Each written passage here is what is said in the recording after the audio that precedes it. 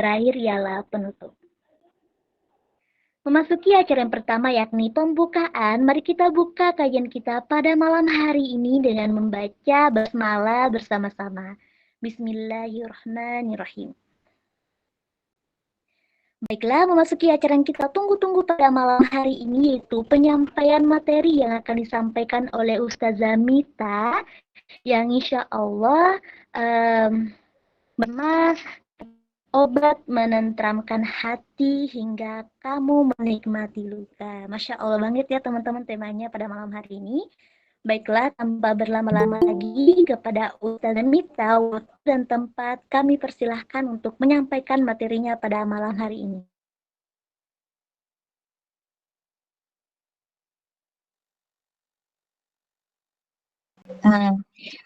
Baik, terima kasih Kak Moderator. Kita mulai aja ya. Bismillahirrahmanirrahim. Assalamualaikum warahmatullahi wabarakatuh.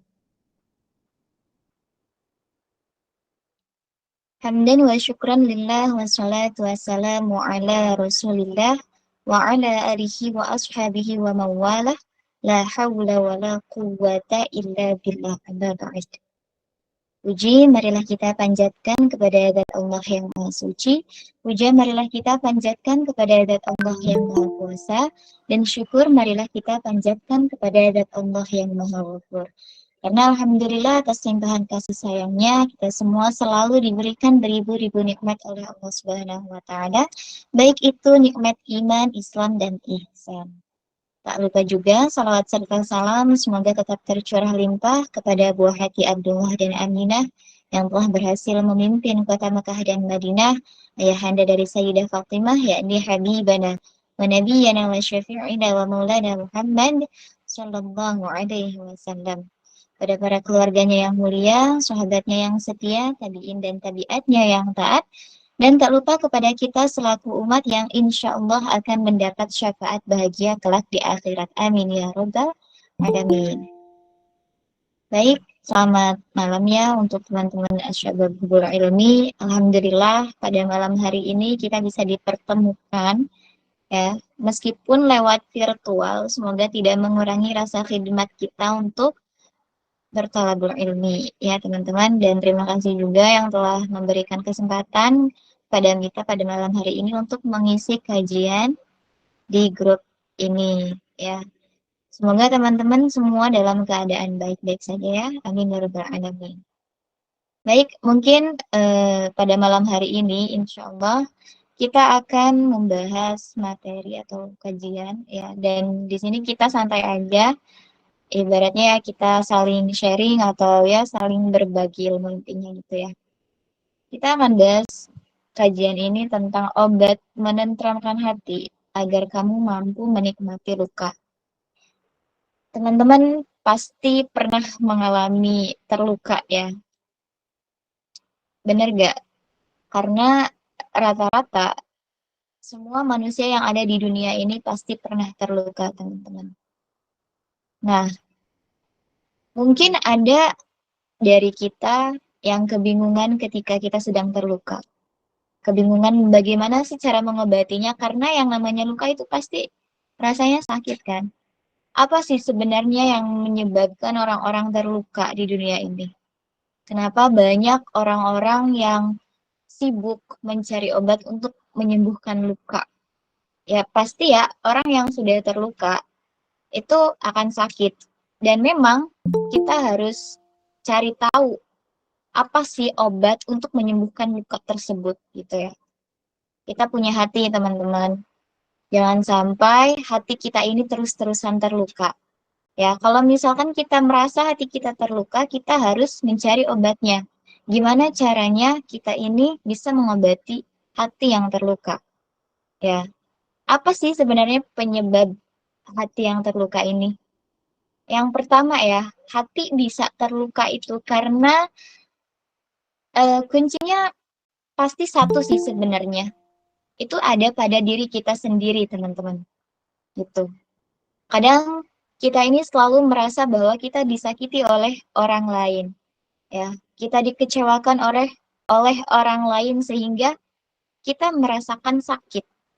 tanpa disadari bahwasannya sakit itu berasal dari diri kita yang mungkin kita punya harapan lebih kepada seseorang, ya, begitu. Itu rata-rata orang yang terluka itu padahal akibat dirinya sendiri. Tapi kadang mereka tuh nggak sadar gitu. Kita tuh nggak sadar bahwasannya kita telah melukai diri kita sendiri dengan harapan-harapan yang terlalu berlebihan kepada makhluk, ya, gitu.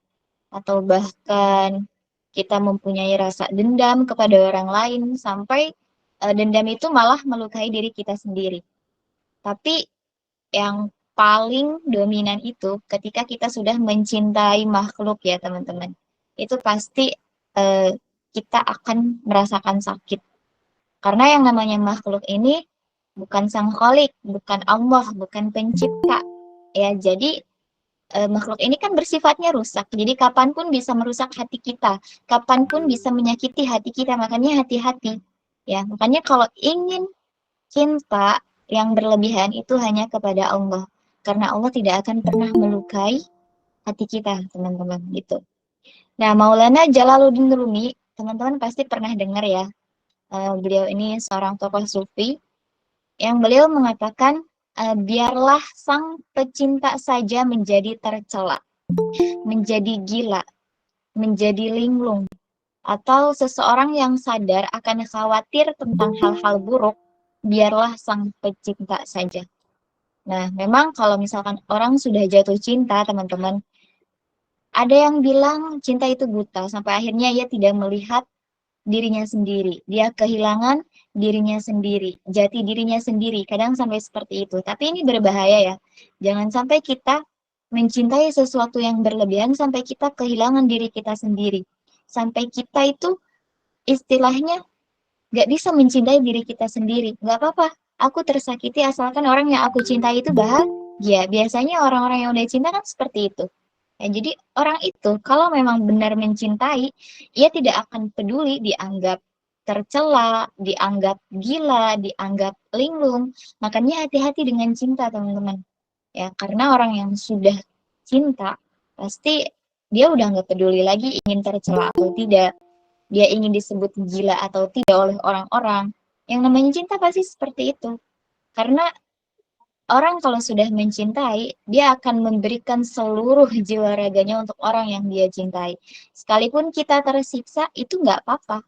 Yang penting orang yang kita cintai itu bahagia. Kadang seperti itu. Ya makanya, kenapa cinta ini harus benar-benar ada dalam hubungan yang halal, hubungan yang sah, ya, agar tidak terjadi fitnah, teman-teman. Gitu. Karena biasanya orang yang udah cinta itu punya hawa nafsu.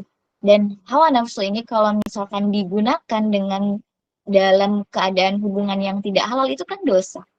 Ya makanya kenapa pacaran itu pentingnya sesudah menikah.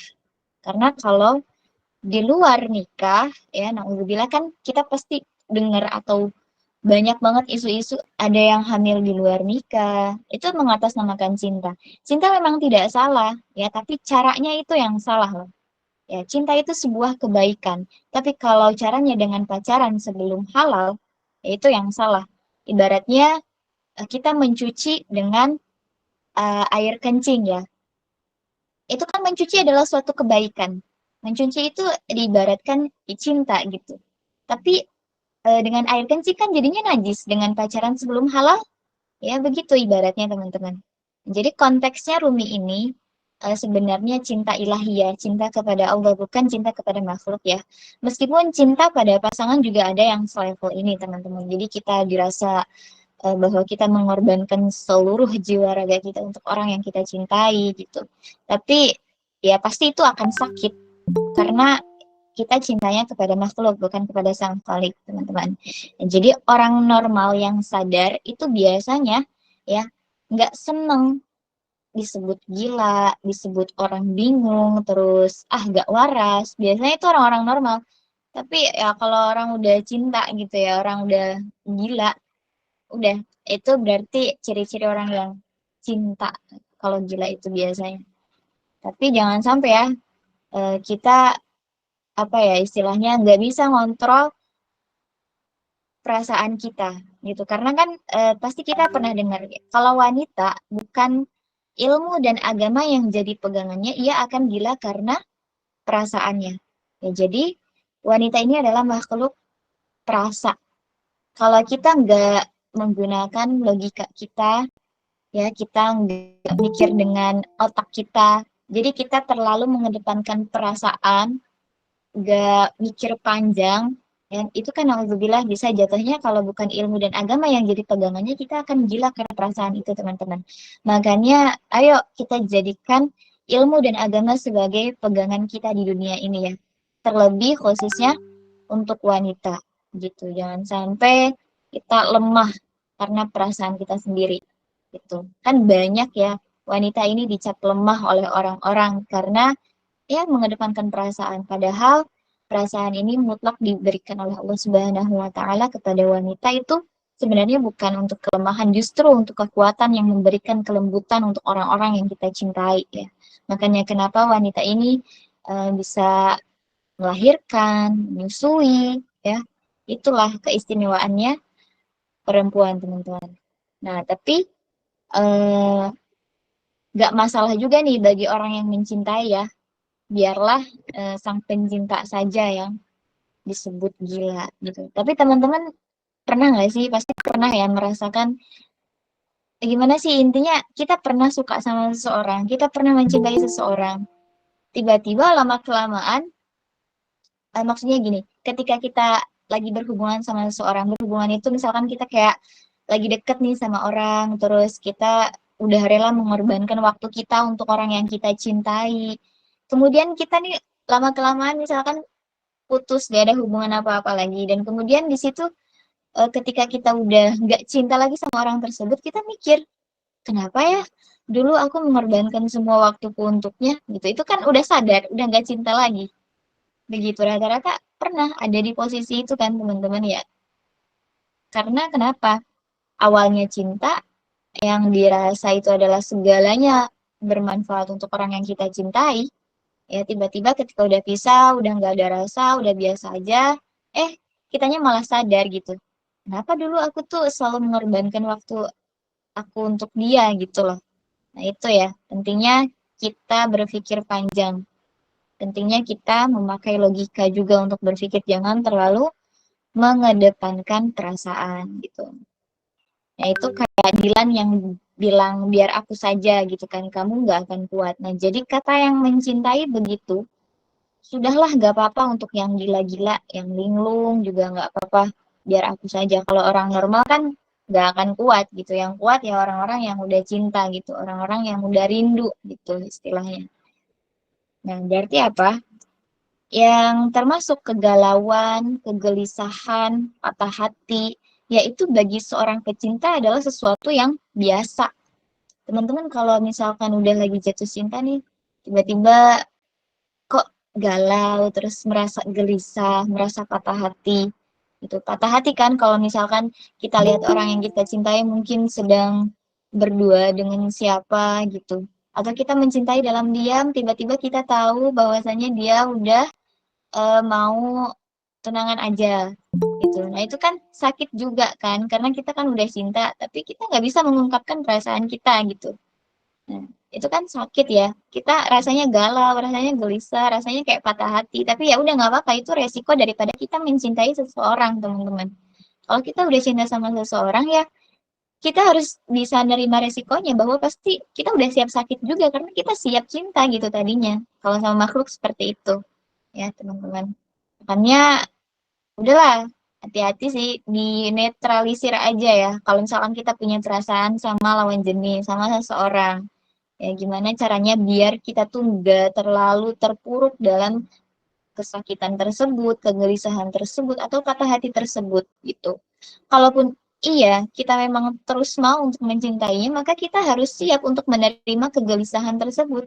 Kita harus siap menerima patah hati dari orang yang kita cintai gitu teman-teman. Karena ya itu resiko daripada kita mencintai, itu kita juga harus siap dilukai oleh orang yang kita cintai, harus sabar ya teman-teman. Kita harus menikmati patah hati tersebut, kegalauan tersebut, kegelisahan tersebut, itu kita harus benar-benar bisa menikmatinya. Nah ini ya sesuai dengan tema yang tadi kan, obat menenteramkan hati itu ya dimana ketika kita udah mampu menikmati luka tersebut, teman-teman, kayak gitu. Nah terus tidak kekurangan apapun gitu dari cintanya. Jadi kita merasa bahwa ya udah apa yang kita berikan itu adalah sesuatu yang lebih, kita nggak merasa kekurangan gitu dari orang yang kita cintai, teman-teman. Jadi biarlah sampai cinta saja gitu. Nah, kalau misalkan teman-teman udah punya kemampuan ini, kemampuan yang udah bisa menempatkan istilahnya patah hati, kegalauan, ya, kegelisahan. Nah, teman-teman pasti hidup ini tidak terlalu dibawa rumit, tidak akan istilahnya bingung gitu kan. Karena ya udah itu udah menjadi suatu kebiasaan, apalagi untuk orang yang mencintai gitu teman-teman. Jadi kenikmatan menikmati penderitaan ya ini Rumi dikenal dengan tarian Darwis. Ya teman-teman mungkin pernah lihat kan kalau misalkan ada FYP gitu kayak misalkan apa sih video lagi nari-nari gitu kayak Sufi itu tuh sebenarnya itu tuh tarian Darwis yang mana tarian itu dilakukan oleh Rumi pada saat itu. Dan beliau bilang seperti ini. Jadi menarilah, kata Rumi. Menarilah saat lukamu terbuka. Menarilah saat kamu telah merobek perbannya. Menarilah di tengah pertempuran. Menarilah dalam darahmu. Dan menarilah pula saat kamu benar-benar bebas. Begitu. Jadi ini Rumi menceritakan betapa terjalnya jalan cinta itu, teman-teman. Engkau akan terluka, engkau akan terluka berkali-kali, tapi tetaplah menari, kata Rumi gitu. Terus menarilah di tengah pertempuran dan menarilah dalam darahmu, ya meskipun pada akhirnya ketika kamu mampu menikmati segala penderitaan itu, ya kalian akan benar-benar bebas, gitu, kata Rumi. Nah, ini diilustrasikan ketika Rumi itu kan pertama kali melakukan tarian yang masyhur sekali ya tadi itu, tariannya Darwis yang berputar itu kan ketika beliau sedang sedih, ketika beliau sedang galau, ya ditinggal oleh gurunya yaitu Syekh Samsudin At-Tabrizi, ketika beliau sedang ada di sebuah tempat pandai besi pada waktu itu, ya mendengarkan besi yang ditempel, yang diiringi oleh kesedihannya, akhirnya tubuhnya bergerak sendiri dengan tarian Darwis tadi, begitu, ya. Nah, itu bisa kita bilang bergerak dalam kesedihan. Nah, tapi kesedihan ini dibawa menari dan dibawa naik menghadap Allah Subhanahu wa taala. Nah, ini puncaknya ketika kita mengalami kesedihan, mengalami kegelisahan atau bahkan kita ini sedang merasakan sakit ya.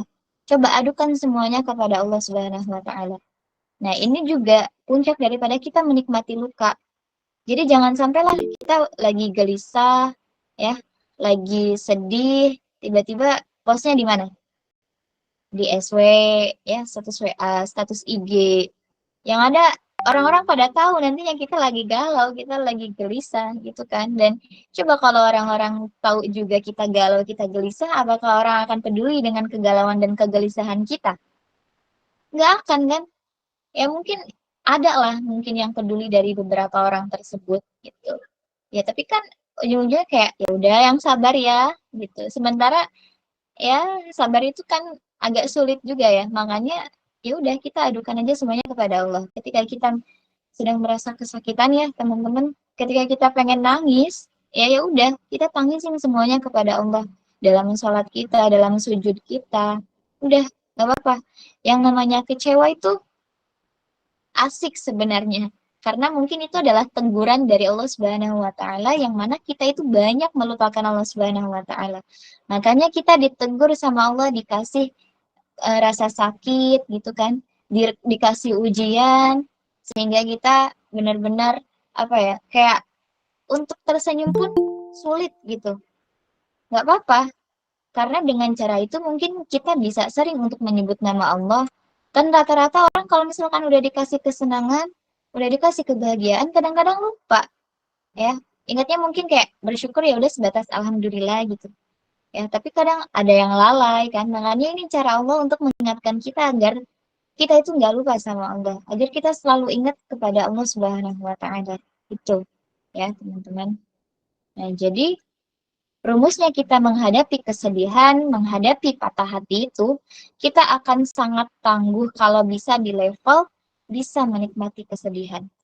Jadi teman-teman jangan sampai merasa kalau misalkan teman-teman ada yang sering disakiti, ada yang sering dikecewakan, ada yang sering ditinggalkan, ya, jangan merasa paling terpuruk, jangan merasa paling tersakiti. Ya, coba kita latihan dari situ ketika kita mendapatkan luka yang banyak dari orang-orang. Mungkin itu juga karena kesalahan kitanya sendiri yang terlalu berharap dari orang lain, gitu. Ya, dan ini adalah cara Allah untuk menguatkan kita agar kita itu nggak jadi manusia-manusia yang mungkin lembek, ya, yang mungkin lemah tadinya. Makanya kita dikasih patah hati, dikasih kegelisahan dan kesedihan itu untuk menguatkan kita sendiri gitu. Jadi juga kita dibiasakan oleh Allah dikasih sesuatu yang menyakitkan mungkin ya, itu agar kita bisa menikmati luka tersebut dengan cara bersyukur. Karena yang namanya luka, yaitu nggak akan selamanya juga ada kok. Kita mampu mengobati luka tersebut. Yang penting kita tuh harus cari obatnya agar bisa sembuh. Meskipun mungkin kita udah berusaha ya, nyari obatnya ke sana ke sini gitu terus. Tapi kok masih aja sakit ya, terus aja cari, nggak apa-apa. Kalaupun belum sembuh, ya udah nggak apa-apa. Ya mungkin ini adalah cara Allah untuk menggugurkan dosa-dosa kita. Gitu. Jadi intinya jangan sampai kita itu suuzon ya sama diri sendiri, sama orang lain, atau sama Allah. Itu nggak boleh. Kita harus bisa berhusnuzon, berprasangka baik ketika kita mendapatkan ujian, ketika kita dikecewakan oleh banyak orang, ya, ketika kita mengalami kesedihan, ya, udah nggak apa-apa. Mungkin memang siklus dunia kan seperti ini, nggak ada yang kekal abadi, semuanya sementara. Ya, jadi ya kesedihan dan kesenangan dalam hidup ini pasti akan ada. Dan ingat, semuanya itu hanya permainan, teman-teman. Ya, makanya kita harus berhati-hati dengan dunia ini, karena dunia hanya permainan. Jika kita tidak pandai untuk memainkan dunia, maka lagi-lagi kita yang akan dipermainkan oleh dunia ini gitu. Ya, jadi sebenarnya kita bisa bikin jargon ya galau itu asik atau sedih itu menarik padahal, tapi jarang gitu ya. Tiba-tiba ya kita update-nya kalau lagi sedih, ya udah nanti tentang caption-caption kesedihan, itu caption-caption kegalauan ya. Nah, ini sebenarnya ketika kita mengalami kegelisahan dan kegalauan tuh banyak manfaatnya teman-teman. Jadi jangan sampai kita mikirnya terpuruk terus itu. Jangan ya. Karena banyak nih karya-karya besar lahir karena kesedihan, karena kegalauan. Coba contohnya Kak Nadira ya, itu istrinya Kak Amir pasti teman-teman tahu ya.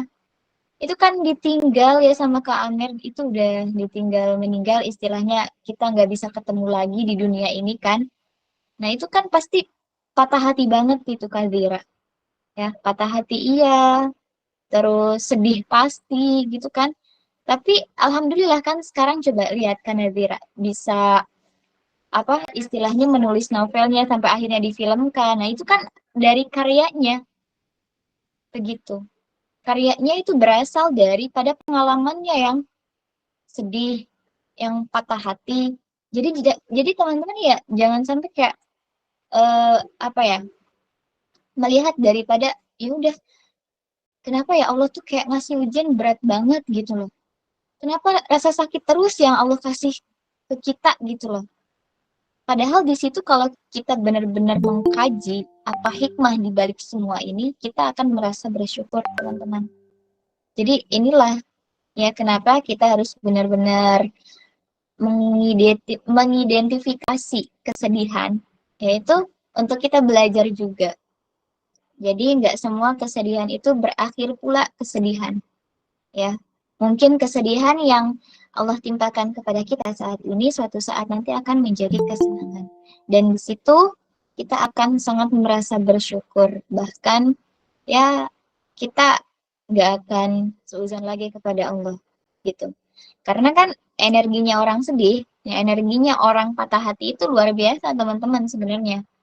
Tinggal kitanya mampu atau enggak menikmati dan mengelolanya begitu. Nah, jadi kayak kita waktu lagi jatuh cinta nih, itu kan energinya juga besar. Tinggal kita mampu atau tidak mengelolanya gitu. Misalnya, orang yang jatuh cinta itu tiba-tiba jadi puitis. Ya, jadi dikit-dikit nulis puisi misalkan. Sekalian aja ya bikin buku puisi gitu. Biasanya kan gitu ya. Nah, lumayan kan, mumpung kepala kita nih sedang meledak-ledak menyala-nyala dengan cinta, maka terjemahkan itu dalam kreativitas. Gitu. Banyak orang-orang yang lagi jatuh cinta tiba-tiba benar puitis gitu, tiba-tiba bisa nulis gitu kan, meskipun mungkin sulit untuk diucapkan gitu, tapi dia bisa menyampaikannya lewat tulisan teman-teman gitu. Kemudian orang yang jatuh cinta itu juga kan pasti semangatnya melayani dan membahagiakan orang yang dicintai ya. Yang dicontoh itu kan mengarahkannya untuk yang produktif, yang kreatif gitu. Jadi kalau kita nih disuruh sama orang yang kita cintai biasanya ya, kita semangat gitu untuk melayani dan membahagiakannya gitu. Pasti kayak gitu kan teman-teman. Misalkan kayak disuruh makan aja sama orang yang kita cintai, udah senang itu ya. Terus disuruh apa lagi? Kayak disuruh tidur jangan begadang misalkan, udah nurut sama orang yang kita cintai. Biasanya kan rata-rata kayak gitu. Nah, jadi kalau emang kamu cinta sama aku misalkan nih, ayolah kamu lulus semester 7 ini misalkan. Nah, ini kan energinya jadi luar biasa ya. Jadi diarahkan ke yang positif, yang kreatif gitu. Jangan hanya minta yang kecil-kecil atau yang sepele-sepele lah. Sekalian aja minta ya yang nggak nanggung-nanggung gitu kalau misalkan sama orang yang cintai ya. Tapi konteksnya nih buat yang udah halal ya, jangan sampai yang belum halal kita turutin tiba-tiba pas ibu nyuruh beli bawang aja yang nggak mau kan. Kadang ada yang orang tuh nurut sama pacarnya, nurut banget, giliran disuruh sama orang tuanya dia nggak mau. Jadi jangan sampai seperti itu ya teman-teman. Nah, jadi itu ya yang dimaksud adalah energinya. Karena biasanya yang meminta yang dia cintai itu dia bisa tenaganya berkali-kali lipat, kecerdasannya meningkat. Berkali-kali lipat pula hanya karena ingin membahagiakan orang yang dicintai. Gitu. Misalkan suruh nyamperin orang yang kita cintai meskipun kita dalam keadaan sakit, ya, dalam keadaan mungkin kakinya jalannya lagi apa sih kayak nggak normal gitu loh, ada yang sakit di kaki itu nggak apa-apa aku mau nyamperin orang yang aku cintai meskipun aku dalam keadaan sakit. Udah pokoknya kita nggak mempedulikan rasa sakit kita ini, yang penting orang yang kita cintai itu bahagia, yang penting aku bisa bertemu dengan orang yang kita cintai. Nah, itulah keistimewaan cinta, dan kita juga harus hati-hati sih sebenarnya, karena ya itu tadi yang seperti dicontohkan, cinta itu bisa membuat kita gila ya, cinta itu bisa membuat kita kehilangan jati diri kita, makanya hati-hati dalam mencintai, ya, dalam berperasaan. Ya. Jadi pada puncaknya, cinta membuat kita bebas. Yang penting jelas, bebas dari belenggu ego diri sendiri, gitu kan. Terus orang mencintai itu kan ketika orang yang bisa menaklukkan dirinya sendiri juga. Jangan sampai ketika kita mencintai orang, kita hanya bisa menaklukkan orang yang kita cintai, tapi tidak bisa menaklukkan diri kita sendiri. Itu sama aja bohong, karena kita terlalu menyiksa diri sendiri dan mengorbankan perasaan kita hanya untuk orang yang kita cintai. Itu juga jangan seperti itu banget lah. Ya, jadi ini ya, latihanlah mendengarkan luka kita ya teman-teman. Latihanlah memahami pesan yang dibawa oleh kesedihan dan duka kita. Jadi maka jangan terlalu hanyut emosional ya oleh pengalaman pahit yang kita miliki teman-teman. Tapi coba dengarkan apa sih sebenarnya pesan yang Allah kirimkan dari luka tersebut, dari kesedihan tersebut. Pasti ada hikmahnya. Kita kaji apa hikmahnya ya, dan apa yang bisa kita raih. Gitu ya teman-teman intinya. Ya, mungkin semoga bisa dipahami ya. Sekian aja materi yang bisa disampaikan oleh Mita pribadi. Mita mohon maaf bila mana penyampaiannya kurang dipahami. Ya, dan semoga bermanfaat untuk kita semua, khususnya untuk Mita. Ya. Mungkin cukup sekian. Kurang lebihnya mohon maaf dan mohon maaf jika ada kesalahan, karena sesungguhnya kesempurnaan hanyalah milik Allah yang menciptakan. Nasrun minallah wa fathun qarib wa basyiril mu'minin. Wassalamualaikum warahmatullahi wabarakatuh. Oke, saya serahkan kembali kepada Kak Moderator. Waalaikumsalam warahmatullahi wabarakatuh. Masya Allah, tabarakallah, jazakillah khairan kasiran kepada Ustazah Mita yang telah menyampaikan materi pada kajian hari ini. Semoga bermanfaat dan dapat dipahami dengan baik oleh kita semuanya. Baik, memasuki sesi yang berikutnya, yakni sesi tanya jawab. Jika ada yang ingin bertanya, silahkan ketik di kolom pesan. Jangan lupa sertakan nama dan asal grupnya. Dan bagi teman-teman yang mungkin ingin on mic, silahkan izin terlebih dahulu di kolom pesan untuk nanti saya persilahkan. Dan pertanyaannya tidak boleh melenceng dari pembahasan pada kajian malam hari ini. Baik, silahkan ingin bertanya.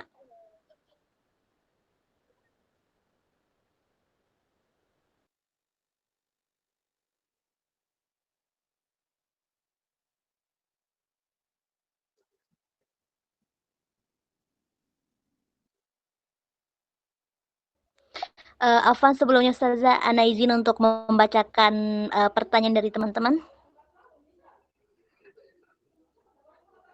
Baik. Ya, Assalamualaikum warahmatullahi wabarakatuh. Syukur Ustazah. Assalamualaikum warahmatullahi wabarakatuh, Ustazah dan teman-teman serta kakak moderator. Nama Saskia, asal grup Asyabahubul Ilmi grup 3. Izin bertanya Ustazah, bagaimana jika ada orang yang lebih tua dari kita yang berkata, namun dia mungkin tidak sadar bahwa yang ia katakan itu membuat kita sakit hati sampai mempermalukan kita sebagai orang yang ia sakiti, harus berbuat apa Ustazah?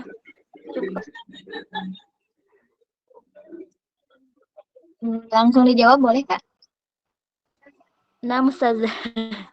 Ya, baik, izin jawab pertanyaan dari Kak Saskia ya.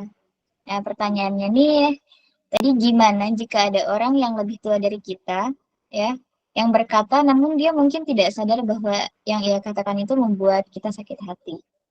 Nah, sampai mempermalukan kita. Nah, sebagai orang yang ia sakiti harus berbuat apa sih? Nah, ya, memang agak sulit ya. Sebenarnya kita sakit hati itu adalah pilihan, teman-teman. Jadi, kita yang memilih sakit hati, gitu. Meskipun memang pada dasarnya kita mikirnya mungkin itu adalah orang yang menyakiti kita, gitu. Tapi kan kita nggak bisa ya, istilahnya menutup mulut orang-orang di luar sana, teman-teman. Tapi kita punya telinga yang bisa menutupi kedua telinga kita dari omongan-omongan yang mungkin menyakiti kita di luar sana. Nah, jadi intinya ketika kita dibuat sakit hati oleh orang-orang sekitar, ketika kita dipermalukan oleh orang-orang sekitar, ya coba nggak apa-apa, terima aja. Jangan sampai kita juga membalasnya dengan perbuatan yang menyakitkan hati dia juga gitu. Yang penting kita itu harus bisa menetralisir hati kita agar tidak terlalu terjerumus sama omongan-omongan yang menyakiti kita. Ya, ini pentingnya kita menata hati dan itu tadi ya, kita berusaha aja untuk menutupi telinga kita dari omongan-omongan orang yang menyakiti kita. Istilahnya jangan sampai dimasukkan ke dalam hati. Ya udah dibawa enjoy aja kalau ada orang yang mungkin apa ya ngomong gak enak sama kita, oh ya udah sih yang namanya juga manusia ya gitu. Yang penting kita jangan sampai kayak mereka-mereka yang omongannya nggak enak sama kita gitu. Meskipun kita sering nih dikatain gak enak sama orang-orang, ya udah itu cuma orang-orang sana kan. Kitanya jangan seperti orang-orang yang sana juga karena itu akan sama aja nantinya, nggak ada perbedaan antara kita dan orang tersebut. Jadi kalau kita mau level kita lebih tinggi daripada orang yang menyakiti kita, kita jangan sampai balik menyakitinya. Gitu intinya ya. Nggak apa-apa kalau dirasa kita sakit karena perkataannya, nggak apa-apa. Tapi jangan sampai kita marah ya, karena kalau udah timbul marah, nanti akan kemana-mana imbasnya. Dan hati-hati, kan Rasulullah juga bersabda, la taghdab walakal jannah, jangan marah bagimu surga. Kalau kita pengen surga, ya setidaknya kita bisa menahan amarah. Begitu, Kak. Masya Allah, baik. Pertanyaan selanjutnya. Assalamualaikum warahmatullahi wabarakatuh. Izin bertanya Ustazah, nama Trihel dari Ashbul 3. Bagaimana bila kita yang awalnya berubah menjadi lebih baik karena seseorang, apakah boleh? Tapi pada akhirnya kita sadar kalau kita berubah menjadi baik. Itu jangan karena seseorang, tapi karena Allah. Bagaimana juga cara kita untuk mencegah rasa yang terlalu sakit ketika kita sedang mengagumi seseorang dan yang mengaguminya bukan hanya kita tapi lain juga. Syukron Ustaz. Ini pertanyaan yang langsung ketiga ya. Ini ada yang kelewat kan? Iya, kelewatan Ustaz Afwan. Tapi nggak apa-apa yang ini juga dulu. Iya. Oke, dibaca ulang sama Mika ya. Ini pertanyaan dari Kak Trihel. Bagaimana bila kita yang awal berubah menjadi lebih baik karena seseorang, apakah boleh? Tapi pada akhirnya kita sadar kalau kita berubah menjadi lebih baik itu jangan karena seseorang, tapi karena Allah. Nah, pertanyaannya, bagaimana juga cara kita untuk mencegah rasa yang terlalu sakit ketika kita sedang mengagumi seseorang dan yang mengaguminya bukan hanya kita, tapi yang lain juga. Ya, izin jawab ya Kak Trihel. Yang pertama, bagaimana bila kita yang awal berubah menjadi lebih baik karena seseorang, apakah boleh? Boleh, ya. Itu boleh karena apa ya istilahnya? Yang pertama, nggak apa-apa, kita bisa lebih jadi baik karena dia daripada kita tetap jadi orang yang gitu-gitu aja tadinya. Itu artinya kita ada perantara kan untuk berubah jadi baik karena dia itu nggak apa-apa. Tapi memang salah sebenarnya gitu. Yang lebih baiknya itu kita menjadi lebih baik itu karena Allah, jangan karena manusia gitu. Tapi sebenarnya mohon maaf ya, tadi jawabnya kan salah. Sebenarnya nggak salah sih, cuma kurang baik aja. Kurang baik kalau misalkan kita berubah karena manusia. Karena manusia itu pun pasti juga akan berubah nantinya. Kita kan nggak tahu ke depannya manusia akan berubah menjadi seperti apa. Mending kalau alhamdulillahnya menjadi lebih baik. Kalau lebih buruk, kan ada orang yang seperti itu. Ya makanya ini hati-hati. Kalau misalkan kita dirasa kita bisa berubah jadi baik karena manusia, diluruskan niatnya. Ya, diluruskan niatnya bismillah, aku mau jadi lebih baik karena Allah. Gitu, bukan karena dia lagi. Nah, kemudian tadi bagaimana juga cara kita untuk mencegah rasa yang terlalu sakit ketika kita sedang mengagumi seseorang dan yang mengaguminya bukan hanya kita. Ya, kalau nggak mau sakit, kita jangan mengagumi lah. Kalaupun mau, ya kitanya mengutarakan perasaan. Ya, itu juga harus siap sakit sih kalau misalkan orang yang kita utarakan perasaannya nggak nerima perasaan kita. Nah, makanya kenapa kita harus menetralisir lagi. Ya, lagi-lagi kita harus menetralisir perasaan kita. Ya, karena yang namanya mengagumi itu pasti ada harapan, teman-teman. Yang bikin sakit itu adalah harapannya. Makanya hati-hati jangan sampai kita jatuh kepada harapan. Yang harapan ini benar-benar nantinya yang akan melukai diri kita sendiri. Karena biasanya yang membuat kita sakit itu bukan orang yang kita sukainya, tapi harapan kita karena ingin balik disukai oleh orang yang kita cintai, teman-teman. Gitu. Jadi hati-hati ya. Ini istilahnya kita juga sama-sama berjuang aja, ya sama-sama bisa meminimalisir, ya meminimalisir gimana caranya biar nggak terlalu jatuh ke dalam kesakitan sehingga kita nggak terlalu tenggelam.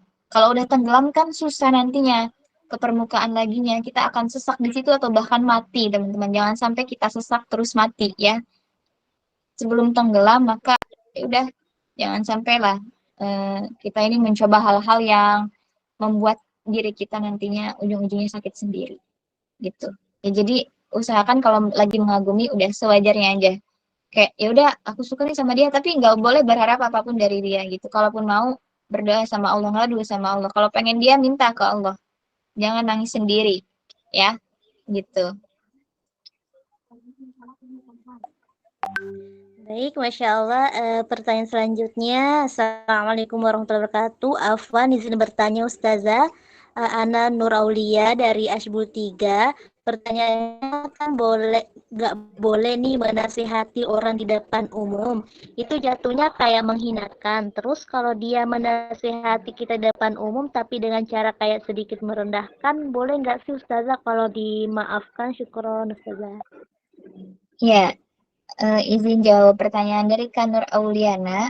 Ya, pertanyaannya boleh kan nggak boleh? Gimana sih? Bentar. Kan nggak boleh nih menasehati orang di depan umum. Itu jatuhnya kayak menghinakan. Iya, betul. Terus kalau dia menasehati kita di depan umum tapi dengan cara kayak sedikit merendahkan, boleh nggak sih Ustazah kalau dimaafkan? Tentang memaafkan seseorang. Sebenarnya kesalahan apapun, sebesar apapun kesalahan orang yang orang lakukan kepada kita, teman-teman, lebih baiknya adalah kita maafkan. Kenapa? Karena Rasulullah pernah bersabda yang artinya, ya, begini, carilah 70 alasan untuk bisa memaafkan orang lain.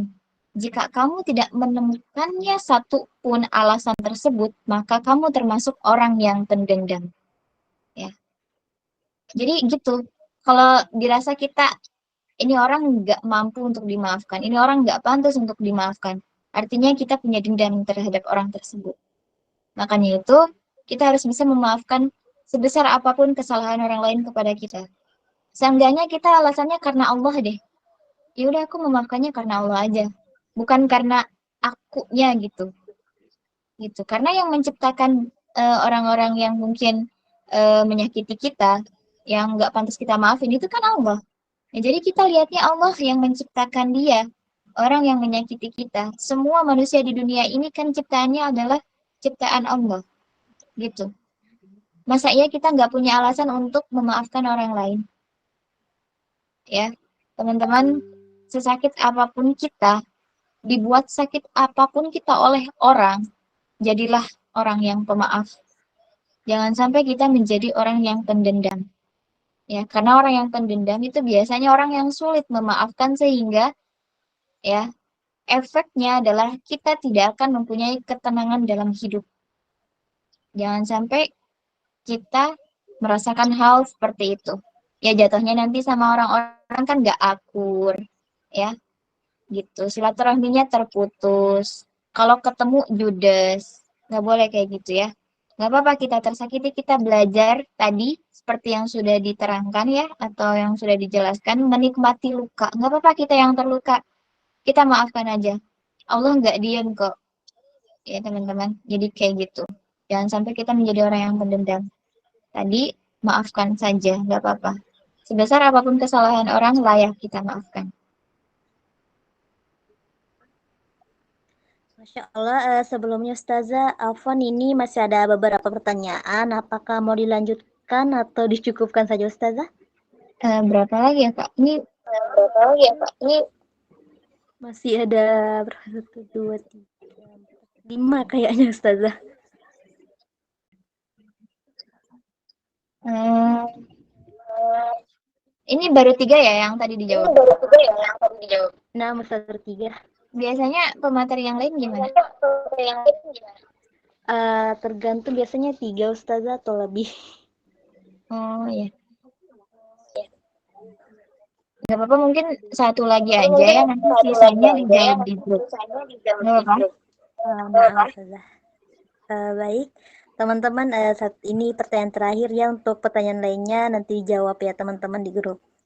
Baik, Masya Allah, tabarakallah, syukur kasih ilmunya.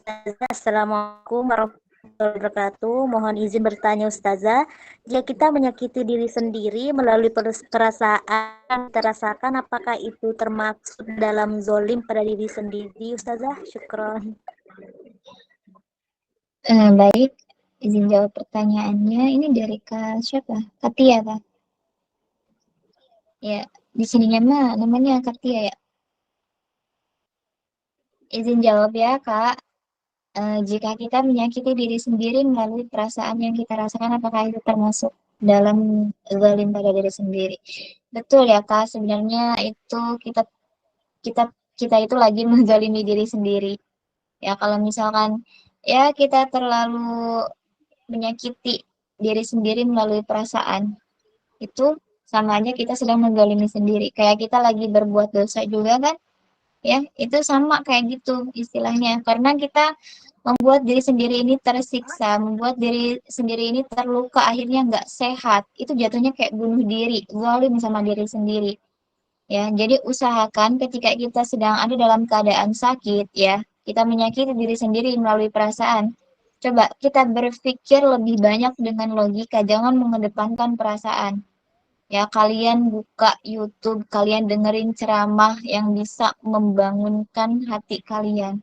Ya, yang mungkin hati kalian itu lagi tertutup istilahnya. Ya, yang mungkin kalian udahlah kayaknya emang kodratnya harus menyakiti diri sendiri deh. Padahal enggak. Ya, teman-teman pasti punya kesempatan untuk bisa mengobati hati kita yang terluka. Ya, setiap orang punya usahanya tersendiri dan cari cari terus usaha untuk bisa mengobati hati kita yang terluka, yang mungkin kita sering menyakiti diri sendiri. Cobalah untuk bisa menyayangi diri sendiri, teman-teman. Ya, kita udah banyak disakiti orang lain, jangan sampai kita menyakiti diri sendiri juga. Ya, kalau kita dirasa kita itu di luar juga udah banyak yang menyakiti kita, jangan sampai kita sendiri yang menyakiti diri kita juga. Kalau bukan diri kita yang bisa membahagiakan kita, siapa lagi kan? Ya, orang lain belum tentu bisa. Makanya jangan cari sumber kebahagiaan dari orang lain, teman-teman. Bisa jadi orang yang kita kira adalah sumber kebahagiaan bagi kita. Ternyata dia adalah orang yang paling memberikan luka yang sangat hebat untuk kita. Makanya ya, kalau mau bahagia, ya udah bahagiain aja diri sendiri. Minta sama Allah biar hati ini dijaga oleh Allah dari orang-orang yang menyakiti kita ya. Begitu. Jangan sampai kita zalim terhadap diri sendiri. Ya, intinya begitu, Kak. Baik, Masya Allah, tabarakallah, Alhamdulillah, semua pertanyaan telah dijawab oleh Ustazah Mita. Semoga bermanfaat dan dapat dipahami dengan baik ya teman-teman. Alhamdulillah, kegiatan kita pada malam hari ini telah selesai. Saya Kia, selaku moderator pada kajian malam hari ini, mengucapkan jazakillah khairan kasiron kepada Ustazah Mita yang sudah bersedia untuk meluangkan waktu dan berbagi ilmu bersama kami. Semoga bisa menjadi amal jariah bagi ustazahnya. Saya juga mengucapkan jazakumullahu khairan kasiron kepada seluruh member Asyabahubul Ilmi atas keaktifan dan partisipasinya dalam mengikuti kegiatan kita pada malam hari ini. Baik, marilah kita tutup kegiatan kita kali ini dengan membaca doa. Sebelumnya, Afan Ustazah, apakah Ustazah Mita bersedia untuk membacakan doa penutupnya? Iya, Kak. Boleh.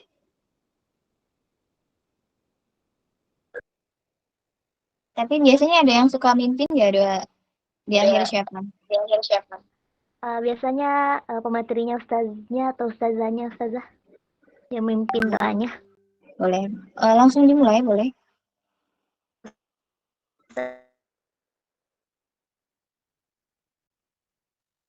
Gimana, Kak? Langsung dimulai. Nah, ustazah silakan dimulai ustazah. Baik, kita doa dulu ya. A'udzubillahi minasyaitonirrajim. Bismillahirrahmanirrahim. Allahumma shalli ala sayyidina wa habibina wa syafi'ina wa karimina wa nurina wa maulana Muhammad. Allahumma inna nas'aluka salamatan fid din wa 'afiyatan fil jasad wa ziyadatan fil 'ilmi wa barakatan fil rizqi wa tawbatan qabla al-maut. Rahmatan 'inda al-maut wa maghfiratan ba'da al-maut. اللهم حول علينا في شكرة الموت والنجاة من النار والعفو عند الحساب. ربنا هب لنا من أزواجنا وذرياتنا قرة أعين واجعلنا للمتقين إماما. ربنا هب لنا من أزواجنا وذرياتنا قرة أعين واجعلنا للمتقين إماما. ربنا هب لنا من أزواجنا وذرياتنا قرة أعين واجعلنا للمتقين إماما.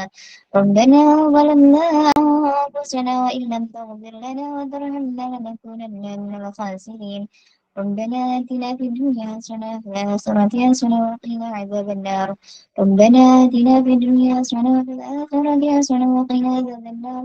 ربنا لا تزغ قلوبنا بعد إذ هديتنا وهب لنا من لدنك رحمة إنك أنت الوهاب صلى الله على النبي محمد صلى الله عليه وسلم سبحان ربك رب العزة عما يصفون وسلام على المرسلين والحمد لله رب العالمين سبحانك اللهم وبحمدك أشهد أن لا إله إلا أنت أستغفرك وأتوب إليك آمين. Sekali lagi, saya sebagai moderator pada kajian malam hari ini serta mewakili seluruh jajaran admin Majelis Ta'lim Masyabahul Ilmi pada malam hari ini meminta maaf jika ada kesalahan, tindakan, dan perbuatan kami yang kurang berkenan karena kebenaran datangnya dari Allah Ta'ala dan kesalahan murni datangnya dari kami. Semoga Allah memberikan kemudahan dan keberkahan kita dalam menuntut ilmu. Wabillahi